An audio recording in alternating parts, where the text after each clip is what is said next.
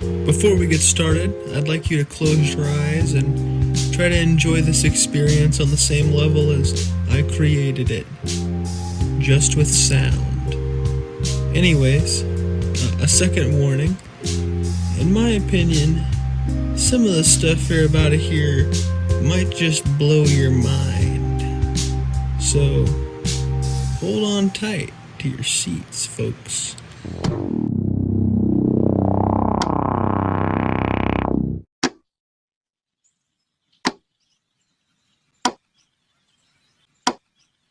Music is thousands and thousands of years old.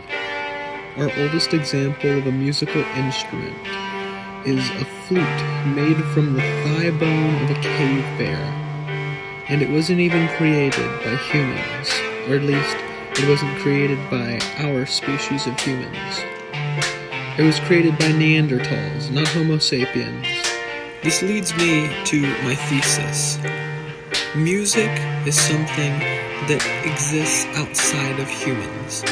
Even though most of our definitions require that music is performed by a human, it doesn't matter that we're there to consume it. The tree falls in the forest and it makes a beautiful melody.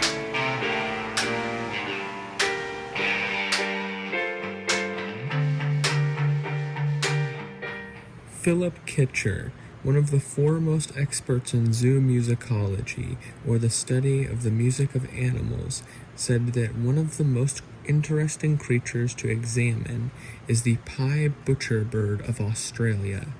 They often perform in trios, have complex harmony and rhythms, and I guess the best way to show you is to show you.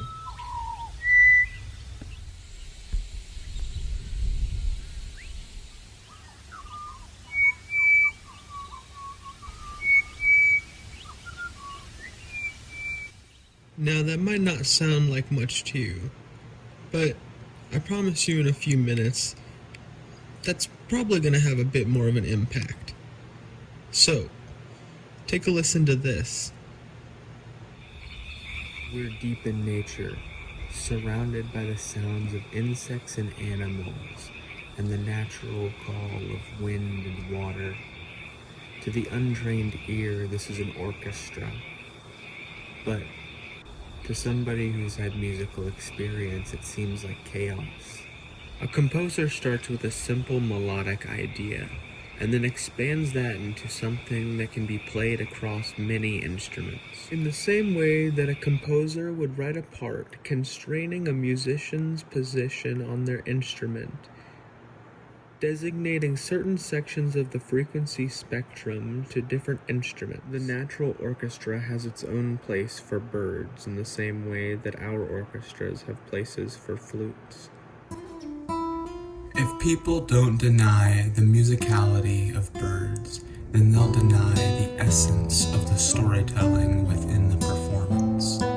They say, well, they are making beautiful noise, but how can you value just a bunch of noises?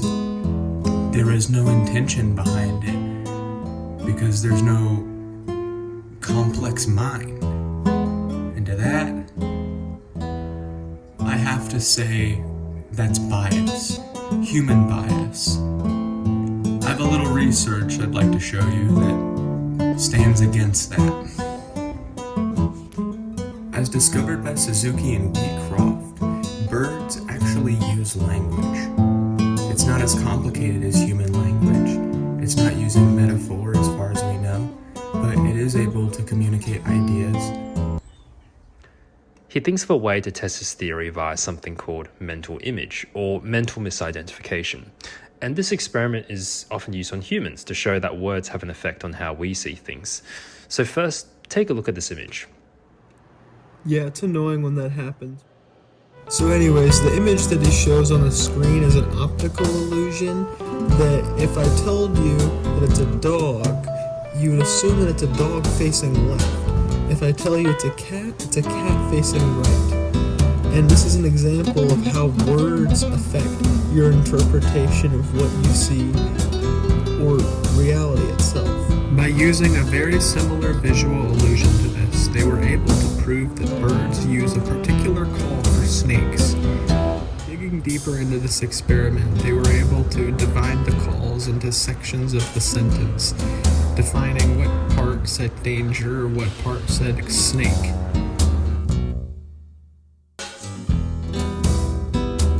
So if birds are performing in large groups, communicating information, and creating both harmony and rhythm, then it is very clear that they're doing music. And I have a little demonstration I'd like to show that birds aren't the only musicians in nature. They're hardly the tip of the iceberg. In the alarm calls of prairie dogs, they have different alarm calls for different species. They have an alarm call for a human, they have an alarm call for a coyote, another one for a dog, another one for a hawk. But birds and prairie dogs aren't alone. Many creatures in our world are able to communicate with information while also creating an auditorily interesting performance. My final example will be comparing birds and whales. Take a listen to this recording of a canary.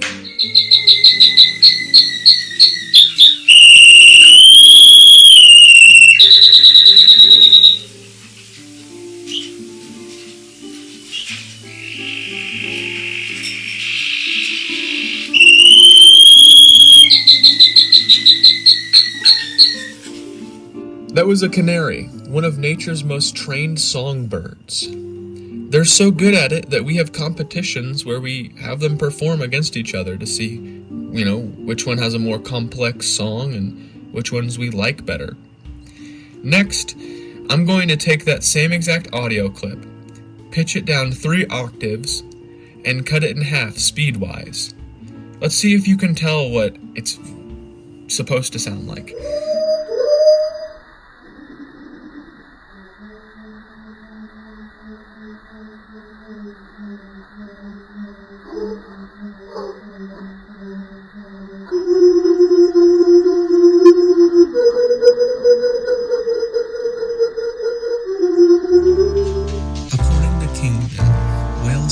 For each other.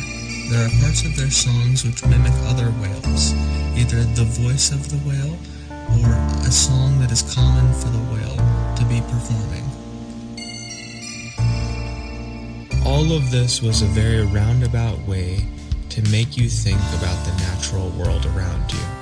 When you walk down the street, I want you to consider that maybe the song of the bird that you're passing is about its friend that smashed itself to death on a window or something. I don't know. I don't understand what they're saying. I'm not Suzuki. But just think about it.